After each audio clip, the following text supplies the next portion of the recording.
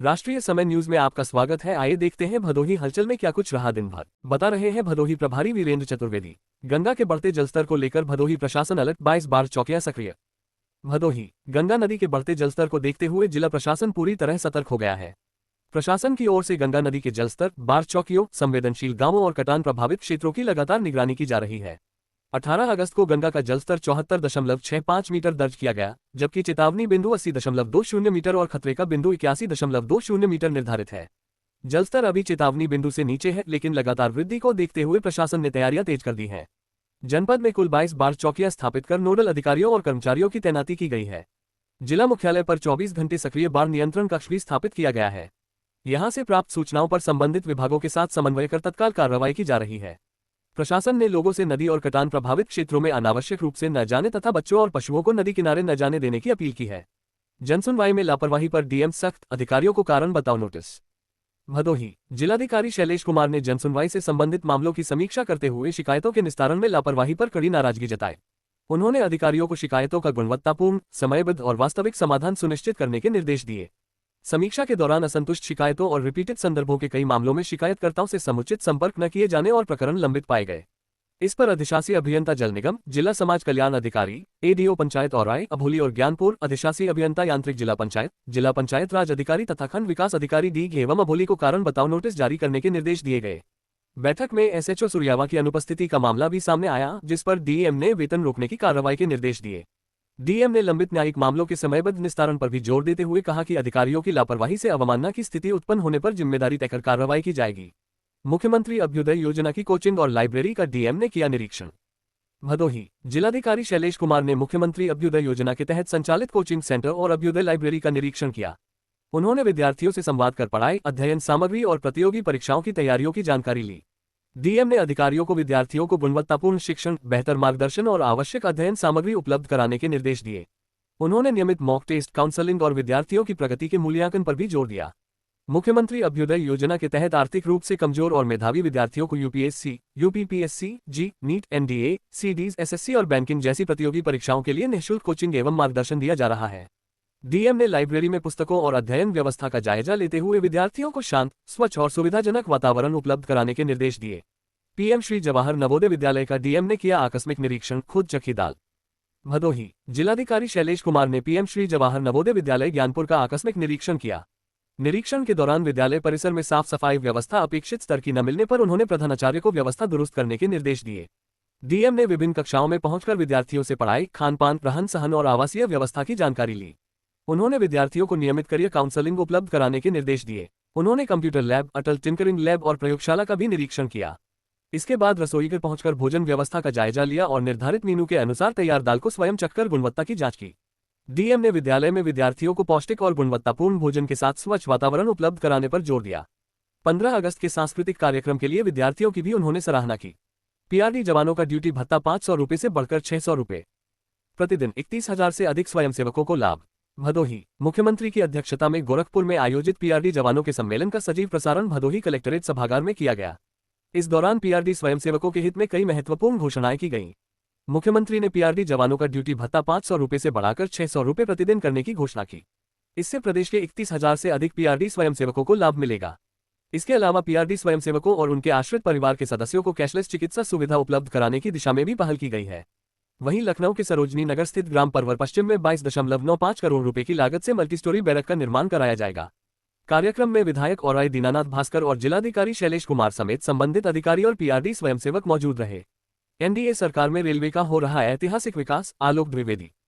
Bhadohi railway board Bharat सरकार के सदस्य एवं अखंड संकल्प सेतु के राष्ट्रीय अध्यक्ष आलोक द्विवेदी के भदोही पहुंचने पर जनता दल यूनाइटेड के जिला कार्यालय में उनका स्वागत एवं अभिनंदन किया गया। इस दौरान आलोक द्विवेदी ने कहा कि एनडीए सरकार में रेलवे के विकास पर तेजी से काम हो रहा है। रेलवे स्टेशनों के सुंदरीकरण के साथ ओवरब्रिज और अंडरपास का निर्माण भी कराया जा रहा है। उन्होंने कहा कि यात्रियों की सुविधाओं को ध्यान में रखते हुए नई ट्रेनों का संचालन किया जा रहा है। भदोही में रेलवे से संबंधित समस्याओं और विकास कार्यों की मांगों को रेलवे बोर्ड के समक्ष रखकर समाधान कराने का प्रयास किया जाएगा। इस दौरान उन्होंने भाजपा जिला कार्यालय पहुंचकर जिलाध्यक्ष दीपक मिश्र से मुलाकात की।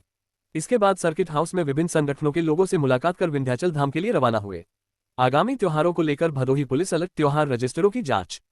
ज्ञानपुर आगामी त्योहारों को देखते हुए भदोही पुलिस ने सुरक्षा व्यवस्था को लेकर तैयारियां तेज कर दी हैं। अपर पुलिस अधीक्षक शुभम अग्रवाल ने पुलिस कार्यालय सरपतहा में जनपद के सभी थानों के त्योहार रजिस्टरों की जांच की। सभी थाना प्रभारियों ने अपने अपने त्योहार रजिस्टर प्रस्तुत किए। इनमें भीड़भाड़ वाले स्थानों, मेलों, धार्मिक स्थलों, संवेदनशील क्षेत्रों और सुरक्षा व्यवस्था का विवरण दर्ज रहता है।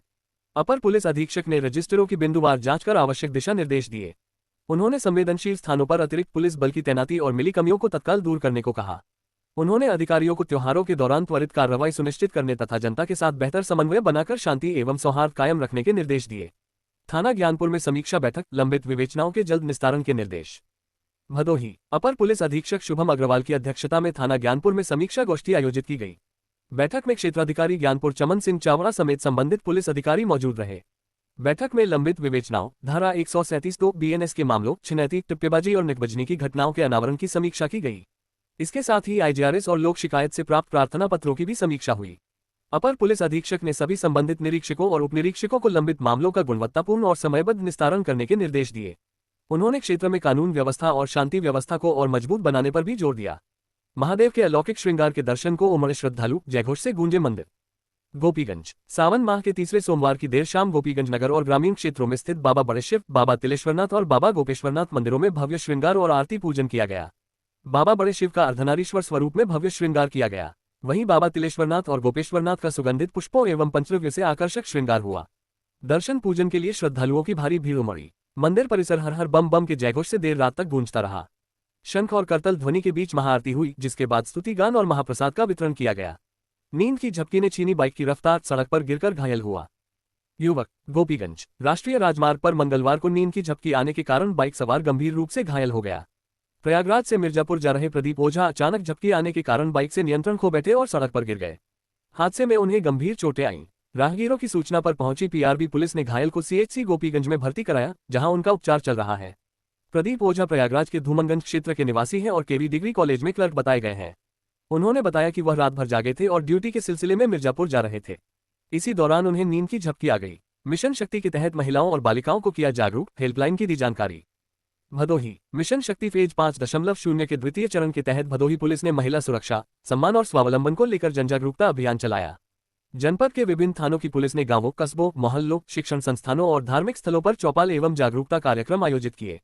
महिलाओं और बालिकाओं को उनके अधिकारों, आत्मरक्षा, गुड टच, बैड टच तथा महिला अपराधों से बचाव के बारे में जानकारी दी गई। पुलिस ने महिलाओं को 1090 वीमेन पावर लाइन, 112 पुलिस आपातकालीन सेवा, 181 महिला हेल्पलाइन, 1076 मुख्यमंत्री हेल्पलाइन और 1930 साइबर हेल्पलाइन समेत विभिन्न नंबरों की जानकारी दी। पुलिस ने सोशल मीडिया के सुरक्षित इस्तेमाल और यातायात नियमों के पालन को लेकर भी जागरूक किया। बारह वफात को लेकर गोपीगंज में तैयारियां तेज, मस्जिदों और मोहल्लों में सजावट शुरू। गोपीगंज पैगंबर इस्लाम हजरत मोहम्मद साहब के यौम पैदाइश के अवसर पर मनाए जाने वाले बारह वफात को लेकर गोपीगंज नगर और ग्रामीण क्षेत्रों में तैयारियां शुरू हो गई हैं। जामा मस्जिद समेत कई मस्जिदों को आकर्षक ढंग से सजाया जा रहा है। मुस्लिम बाहुल्य मोहल्लों में घरों पर हरे झंडे लगाए जा रहे हैं और गलियों में रंग बिरंगी झालरों से सजावट की जा रही है।